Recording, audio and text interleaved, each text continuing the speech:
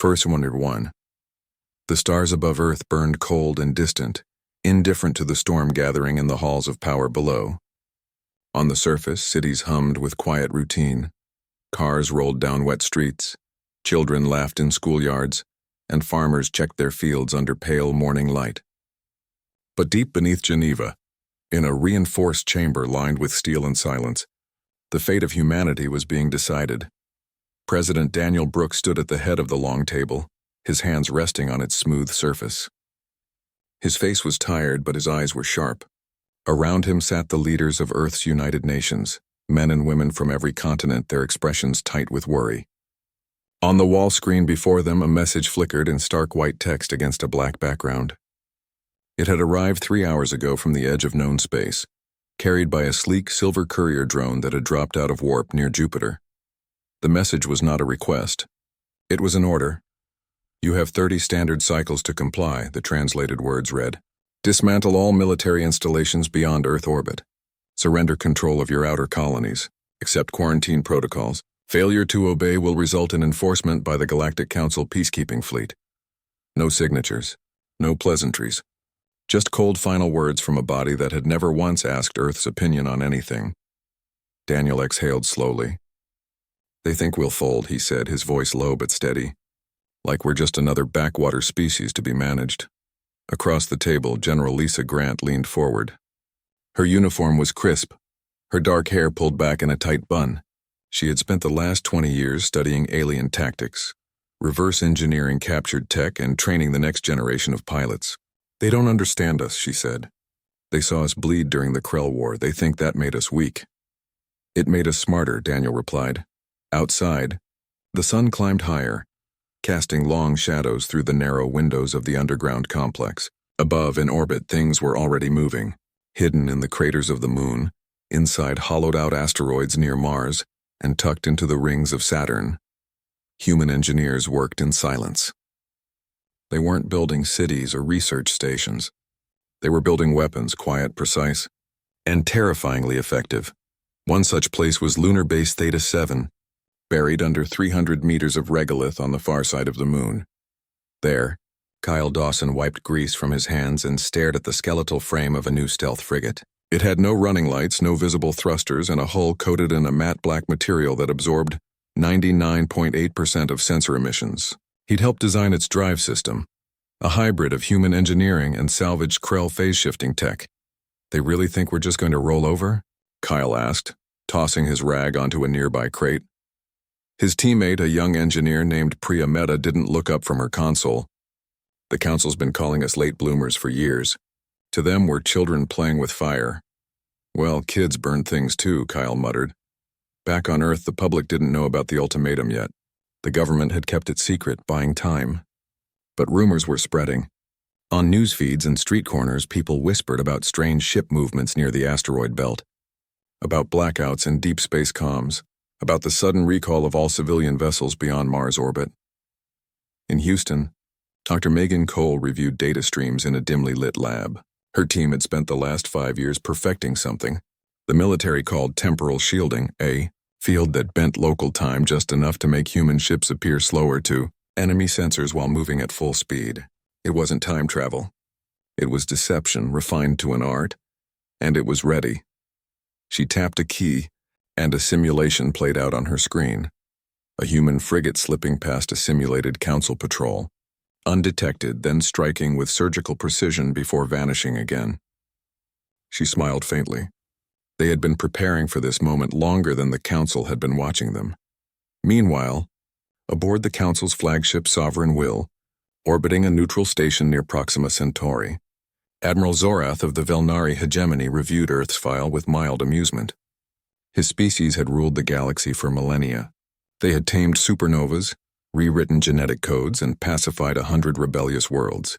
Earth was a footnote, a rocky world that had barely survived its first real war. "Primitive," he said aloud, his voice clicking through multiple vocal cords. "Emotional, unpredictable." His aide, a slender being with iridescent skin, bowed slightly. "Shall we prepare the fleet, Admiral?" "Yes," Zorath replied. "Send the full armada. Let them see the might of the Council. A show of force will be enough." They will surrender before the first shot is fired.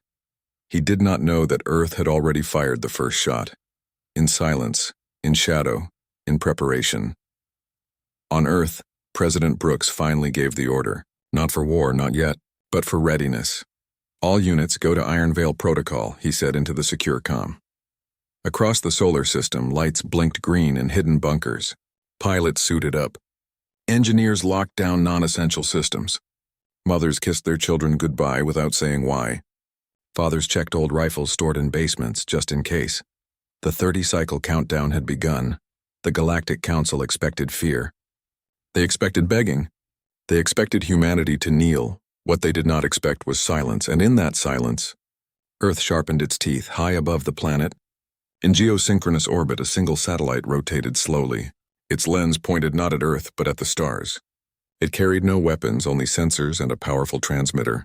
Its job was simple: watch, listen, and when the time came, send one message to every human outpost, every ship, every soldier.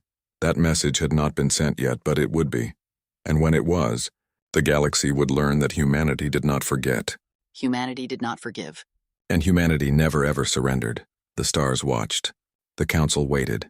And Earth prepared to show them what happened when you pushed a cornered animal too far.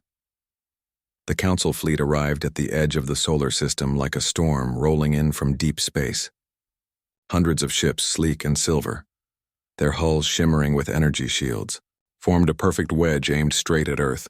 At their center floated the Sovereign Will, Admiral Zorath's command vessel, twice the size of anything humanity had ever built.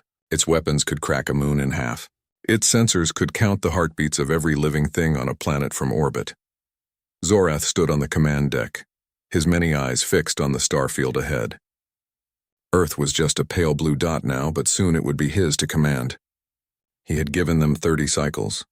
They had used every one of them and done nothing. No surrender, no response. Just silence. That silence annoyed him. It felt like disrespect. Hail the planet, he ordered. A junior officer tapped at a console. No response, Admiral. All civilian and military channels are dark. Zorath clicked his mandibles in irritation. Then we make them listen. He gave the order to move forward. The fleet advanced, engines humming with power, weapons charging. They passed the orbit of Neptune, then Uranus, then Saturn. Still no sign of human resistance. No patrols. No warning shots, nothing. They've abandoned their outer defenses, Zorath said, satisfied. They know they cannot win. But he was wrong. Hidden in the asteroid belt between Mars and Jupiter, thousands of small, dark objects waited. They looked like space junk, old satellites, broken probes, chunks of rock. But inside each one pulsed a tiny fusion core, a guidance chip, and a warhead packed with shaped plasma. These were drone mines built over years in secret, placed with care and left to sleep until needed. Aboard Lunar Base Theta 7, Kyle Dawson watched the Council fleet on his screen. His hands hovered over the controls. He wasn't nervous. He was ready. Command, this is Theta 7, he said into the comm. Fleet has crossed the trigger line. Authorize activation. A pause. Then a calm voice replied. Authorization granted. Execute Iron Veil Phase 1. Kyle took a breath and pressed the button. Across the asteroid belt, the mines woke up. At first, nothing seemed to happen. Then, one by one, they blinked to life. Their thrusters fired in perfect sync, adjusting position with eerie precision. The Council sensors finally noticed them, but too late. Before their operators could react, the mines detonated, not all at once. Not randomly. They exploded in a wave like a ripple moving through water. Each blast timed to overload the next ship's shields just as they tried to reinforce them. The chain reaction was devastating. A Krell-class destroyer vanished in a flash of white fire. A Velnari cruiser spun out of control, its hull torn open like paper. Smaller ships were simply erased. The Sovereign Will's shields flared as shockwaves hit it from all sides. Alarms blared across the command deck. What is this? Zorath roared. Where did these weapons come from? No one answered, because now something else was happening. From the dark side of the moon, 3 human frigates dropped out of stealth mode. They were small, barely a tenth the size of the smallest Council ship, but fast. Their hulls were black as night, their engines nearly silent. On board, Captain Ryan Holt gripped his chair as his ship shot forward.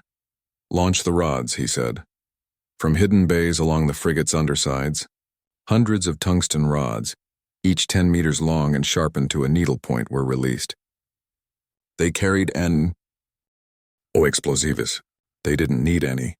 Accelerated by magnetic rails and guided by AI, they slammed into the weakened council ships at near relativistic speeds. One rod punched clean through a command bridge. Another tore through an engine core, triggering a secondary explosion that took out 2 nearby vessels. The council fleet, once proud and orderly, was now chaos. Zorath stared at the view screen in disbelief. This is impossible. Their technology is centuries behind ours. But it wasn't about technology. It was about strategy. Humanity had studied the council for decades. They knew how their shields recharged, how their formations moved, how their crews thought. And they had built weapons not to match the council, but to break them. Back on Earth, President Brooks watched the battle unfold in real time. The feed came from drones, satellites, and the frigates themselves. He didn't cheer. He didn't smile. He just nodded. They thought we'd beg, he said quietly. Instead, we taught them a lesson. In Houston, Dr. Megan Cole monitored the temporal shielding systems on the frigates. So far, they were working perfectly. To the council sensors, the human ships appeared to move slower than they actually were, just enough to throw off targeting solutions. By the time the aliens corrected, the frigates had already struck and vanished back into the shadows. On the bridge of the Sovereign Will, Zorath finally understood. This wasn't a battle. It was an ambush, and his fleet had walked right into it. Full retreat, he ordered, his voice tight with fury and fear. All ships fall back to Neptune orbit. But retreat was harder than he thought. Human drones harried the damaged ships, picking off stragglers. Mines still floated in the debris field, waiting for careless pilots. And the frigates, those ghostly black hunters, kept appearing where they shouldn't, striking fast and disappearing again. By the time the surviving council ships limped past Uranus, half the fleet was gone. The Sovereign Will itself was scarred, its once gleaming hull blackened and cracked. Zorath sat in silence, his pride shattered. On Earth, the people still didn't know what had happened. The government kept the news quiet. But in the military channels, a new mood spread. Not triumph, not yet, but resolve. Captain Holt's voice came over the secure fleet net. Phase 1 complete. No human losses. A chorus of quiet acknowledgments followed. In Geneva, General Lisa Grant turned to President Brooks. They'll be back. And next time they'll bring more. Brooks nodded. Then we'll be ready. High above, the stars watched as the last of the council ships vanished into warp. The solar system fell quiet again. But this silence was different. It wasn't the silence of fear. It was the silence of a predator waiting. Earth had drawn first blood. And the galaxy had just learned that humanity didn't fight fair. They fought to win. After the battle, Earth went quiet. Not the nervous silence of before, but a deeper, heavier quiet. The kind that comes after a storm has passed, but the ground is still wet with rain. The council fleet had fled, broken and bleeding, leaving behind wreckage that drifted like ghost ships among the asteroids. Humanity did not chase them. They did not broadcast victory speeches or send taunting messages across the stars. They simply vanished. From orbit, Earth looked empty. The bright lights of orbital stations winked out. The bustling traffic between Luna and Mars stopped. Even the deep space telescopes went dark. To any observer, alien or human, it seemed as if Earth had given up. As if the brief flash of resistance had been a final, desperate gasp before surrender. But beneath the surface, in hidden bunkers and shielded labs, work continued. President Daniel Brooks walked through the underground command center beneath Geneva, his footsteps echoing softly on the metal floor. Maps of the solar system covered the walls, marked with red lines and symbols only a few people understood. He stopped before a large screen showing real-time feeds from the outer colonies. Mars, Ceres, Titan, all appeared abandoned. Buildings stood empty. Vehicles sat motionless. But Brooks knew better. Every colonist had been moved, some to underground shelters, others to hidden ships waiting in the dark. Nothing had been left behind that could help the enemy. They think we're hiding, Brooks said to General Lisa Grant, who walked beside him. They think we're beaten, she replied. That's even better. On Xylos Prime, the capital world of the Galactic Council, panic had taken root. The great domed halls that once echoed with confident decrees now buzzed with fear. Council members from a dozen species argued in hushed, urgent tones. How could a primitive species like humanity have done this? Where did they get such weapons? Why had their intelligence failed so badly? Admiral Zorath, once proud and certain, now sat in disgrace. His fleet had been humiliated. His reputation was ash, but the Council could not afford to look weak. If word spread that Earth had defeated them, other species might rise up too. Revolts could spread like wildfire across the galaxy, so they made a decision, not to negotiate, not to reconsider, but to crush Earth completely. A new armada began to form, bigger than the last, stronger.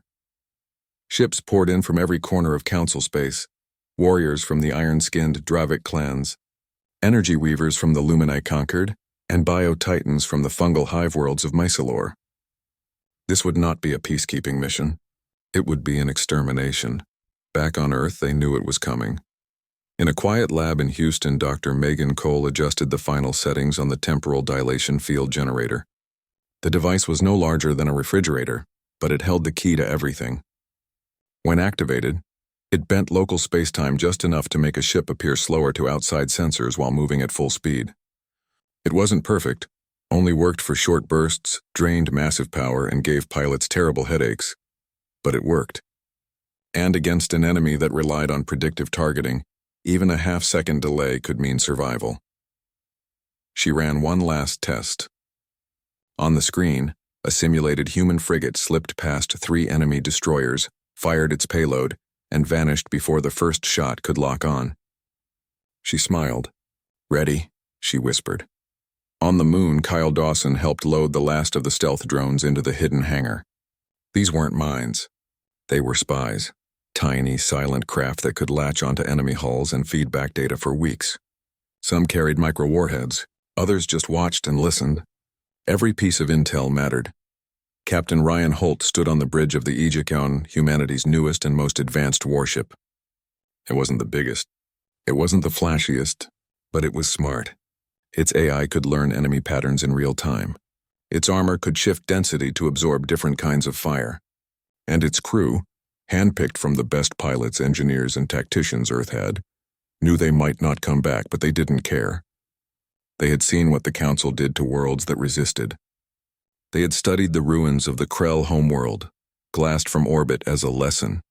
They knew surrender meant extinction. So they prepared.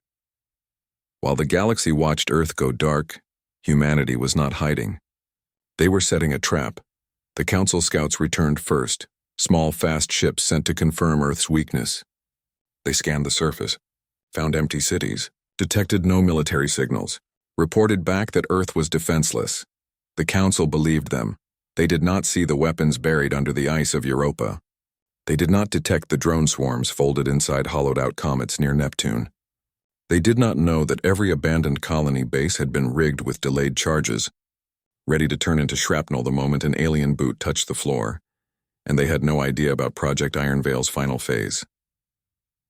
In Geneva, President Brooks met with his War Council one last time. No speeches, no grand plans, just a simple question. Are we ready? General Grant nodded.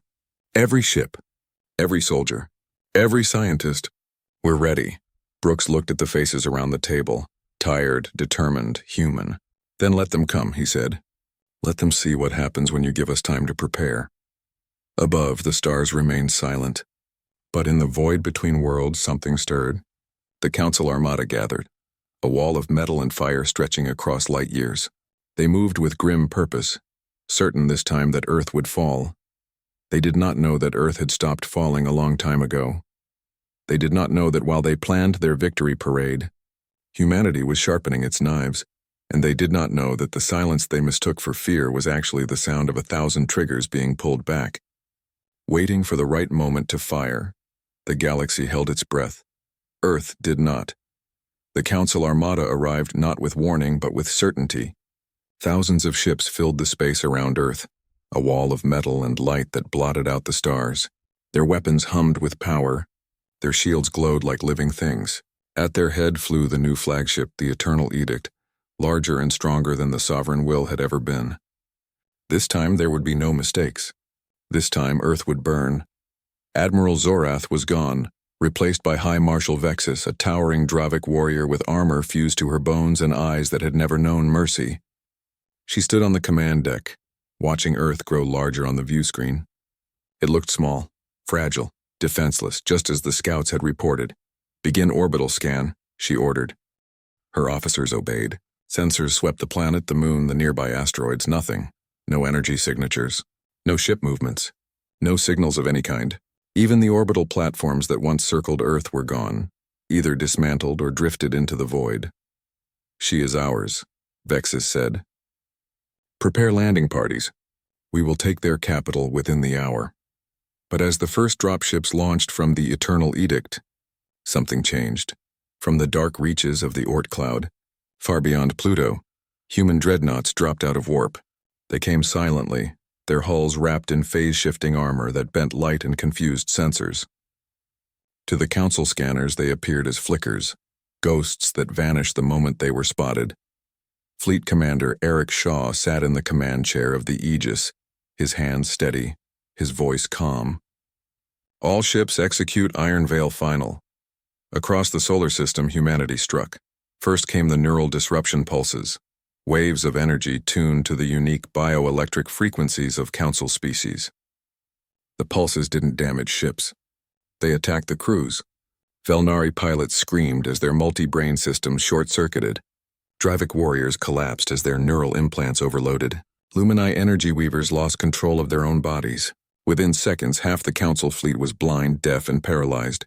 Then the kinetic rods fell, not from orbit, not from the moon, but from hidden launchers buried deep in the ice of Europa and Ganymede. Thousands of tungsten spears shot into space, guided by AI that had studied Council ship layouts for years. They struck engine cores, bridge viewports, shield generators, precise, relentless, unstoppable. The Eternal Edict rocked as 3 rods punched through its forward shields. Alarms blared. Fires broke out in the lower decks. Vexus roared in fury, trying to regain control, but it was too late. From the asteroid belt, drone swarms emerged. Tiny, fast, and deadly. They latched onto enemy hulls, drilling through armor and planting microcharges that detonated inside vital systems. One by one, Council ships went dark, their lights flickering out like dying stars. On Earth's surface, the final surprise activated. What the Council thought were abandoned cities were actually traps. As dropships entered the atmosphere, hidden defense platforms rose from disguised silos in the deserts, mountains, and ocean floors. These were not old missile launchers. They were railgun arrays powered by fusion cores, firing slugs at speeds that turned air to plasma. The first wave of dropships never reached the ground. They were shredded mid-air, burning up like meteors. Vexus stared at the chaos on her screen. Her fleet was falling apart. Ships were turning on each other. Their AI systems, corrupted by human viruses, slipped in through captured communication protocols. Crews were panicking. Orders were ignored. The mighty armada was becoming a graveyard. "Retreat," she finally growled. "All ships retreat." But escape was not an option. Human frigates, led by Captain Ryan Holt, darted through the wreckage, cutting off escape routes. Their temporal shielding made them nearly impossible to target. They fired not to destroy, but to disable, knocking out engines, frying comms, leaving ships stranded. In orbit, the Aegis faced the Eternal Edict alone. Shaw didn't waste energy on speeches. He simply gave the order: fire the main battery. A single beam of compressed plasma lanced out from the Aegis, striking the flagship's bridge. The blast didn't tear the ship apart. It pierced it like a needle through skin, vaporizing the command deck in an instant. Vexus was gone before she could scream. The rest of the Council fleet broke. Some ships tried to jump to warp, but human minds had already seeded the jump points. Others surrendered, powering down and broadcasting distress calls. A few fought to the end, but they were outnumbered, outmaneuvered, and outthought. Within hours, it was over. The solar system was quiet again, but this time it was the quiet of victory. Debris floated where great ships had been. Survivors in escape pods sent out weak signals. Human rescue teams moved among them, not with cruelty but with cold efficiency. Prisoners would be held. Intelligence would be gathered. Lessons would be learned. On Earth, President Brooks watched the final reports come in. No cities had been lost. No colonies destroyed. Human casualties were light, mostly engineers and pilots who had known the risks. General Lisa Grant stood beside him. "They'll never underestimate us again," Brooks nodded. "Good. In Houston, Dr. Megan Cole shut down the temporal field generator. It had worked better than anyone hoped. In lunar orbit, Kyle Dawson helped guide a damaged frigate to a safe landing. On the bridge of the Aegis, Eric Shaw looked out at the stars and felt no joy, only relief. Humanity had not wanted this war. But they had won it, not with brute force but with patience, cunning, and the will to do whatever it took to survive. The Council had come to enforce their rule. They left with a lesson burned into their bones, and Earth, silent no longer, stood ready for whatever came next. The silence that followed was deeper than any before. Not the silence of fear nor the silence of hiding, but the silence of a world that had spoken and been heard. Across the galaxy, news of the Council's defeat spread like wildfire. Species that had lived under the Council's rule for centuries whispered in the dark, daring to hope for the first time. Trade routes froze. Diplomatic envoys canceled meetings. Even the great warlords of the Outer Rim paused, watching Earth with new eyes. On Xylos Prime, the heart of the Galactic Council, chaos reigned. The Grand Chamber where laws were once made now echoed with shouts and accusations. Council members from a dozen worlds demanded answers. How could this have happened? Who was to blame? Some called for another war. Others begged for peace. But no one dared suggest another attack on Earth. The memory of the shattered armada was too fresh, too painful. High Marshal Vexus was gone. Admiral Zorath was disgraced. And the mighty Eternal Edict, once a symbol of unstoppable power, was now a ghost story told in hushed tones among young cadets. The Council had not just lost a battle. It had lost its aura of invincibility, and without that its authority began to crumble. Earth did not gloat. It did not send triumphant broadcasts or demand tribute. Instead, President Daniel Brooks waited. He knew the galaxy was watching. He knew they expected rage or arrogance or vengeance, but humanity had never fought for conquest. They had fought to be left alone. Then, on the 7th day after the battle, Brooks sent a single message. It was not encrypted. It was not hidden. It was broadcast on every open channel in every major language of the galaxy, simple and clear. We do not seek war. We do not seek empire, but we will not be ruled. Respect our sovereignty, or face consequences beyond your comprehension. The words were short, but they carried the weight of fire, steel, and sacrifice. Species that had once mocked Earth as primitive now listened with respect. Neutral worlds that had stayed silent during the conflict began sending quiet signals. Requests for trade, for dialogue, for understanding. One by one, delegations arrived. First came the Cathari, a peaceful species of plant-based beings who had long opposed the Council's harsh policies. They landed on Mars, not Earth, as a sign of respect and asked only to talk. Then came the Rovans, former mercenaries who had fought for the Council, but now saw a new future. They offered their services, not as soldiers but as protectors of the new balance. Even some former enemies reached out. A lone Velnari scientist, exiled for questioning the Council's actions, sent a data packet filled with technical schematics, gifts of knowledge, not weapons. It was a small gesture, but it meant everything. Back on Earth, life slowly returned to normal. Children played in parks under clear skies. Farmers planted new crops. Factories that had built weapons now turned to rebuilding what had been hidden away. The orbital stations lit up again. Their lights twinkling like stars returned to the night. In Geneva, President Brooks met with his advisors. The war was over, but the work had just begun. Humanity could not stand alone forever. They needed allies. They needed rules that protected the weak, not just the strong. And they needed a voice in the galaxy that could not be ignored. General Lisa Grant oversaw the disarmament of hidden weapons. Not all, but enough to show good faith. Drone mines were deactivated. Stealth frigates were brought into open docks for inspection. It was a risk, but a calculated one. Trust had to start somewhere. In Houston, Dr. Megan Cole began sharing select pieces of human research, medical advances, clean energy designs, even agricultural techniques, with the new delegations. Not as charity, but as partnership. She believed science could heal what war had broken. On the bridge of the Aegis, now docked in lunar orbit, Fleet Commander Eric Shaw received a new order. Not to fight, but to escort. His first mission was to guide a Cathari envoy ship safely through the asteroid belt, a simple task but a powerful symbol. The hunter had become a guardian. Captain Ryan Holt visited the families of those who had fallen in the final battle. He didn't speak of glory. He spoke of duty, of choice, of a future worth protecting. The families wept, but they also stood tall. They knew their loved ones had not died in vain. High above, in the quiet of space, the wreckage of the Council fleet was slowly cleared. Some pieces were salvaged for study. Others were left to drift, a silent memorial to the cost of arrogance. The Galactic Council still existed, but it was changed. Weaker, humble.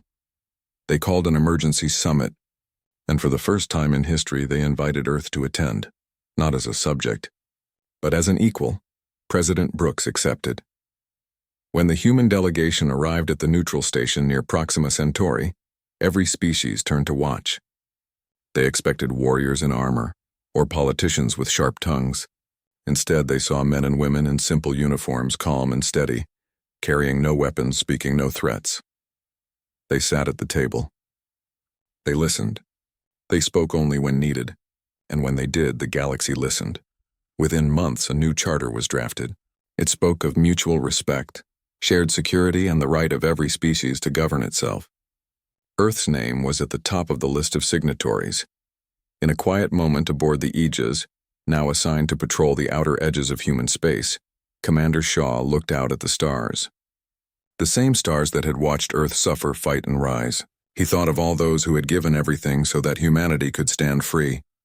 He whispered, so softly no one else could hear, "Let them remember what happens when you push us too far." But he also knew the truth. Humanity didn't want to be feared.